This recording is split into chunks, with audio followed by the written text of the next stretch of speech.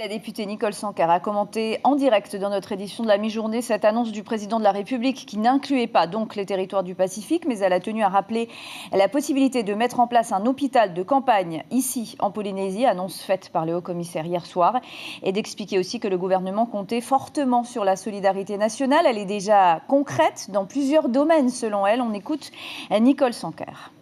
Grâce à des groupes de comment on va dire sur WhatsApp, nous sommes toujours informés de ce qui se passe à l'Assemblée nationale et aujourd'hui lors de l'examen de la loi d'urgence Covid-19 à l'Assemblée nationale, j'ai pu déposer une contribution écrite qui figure dans les débats pour justement appeler à la solidarité nationale et surtout ne pas oublier aussi bien la Polynésie française et la Calédonie. C'est vrai que nous avons un statut particulier, mais là on fait vraiment appel à la solidarité nationale et nous sommes très soutenus par notre groupe parlementaire qui est l'UDI et Jean-Christophe Lagarde a pu intervenir en séance pour ne pas justement qu'on soit oublié.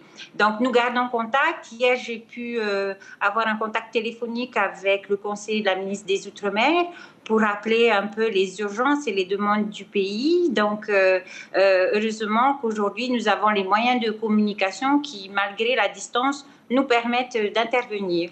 En tous les cas, toujours dans le cadre de l'examen de la loi d'urgence Covid-19, il y a eu 2 dispositifs qui ont été étendus aux entreprises polynésiennes et calédoniennes. Nous étions en attente des ordonnances et les ordonnances sont passées ce matin et donc les entreprises polynésiennes pourraient être éligibles au fonds de solidarité mis en place par l'État et aussi à pouvoir faire appel à des prêts garantie par l'État. Donc maintenant, il faut voir la mise en œuvre de ces dispositifs et c'est ce que nous suivons actuellement.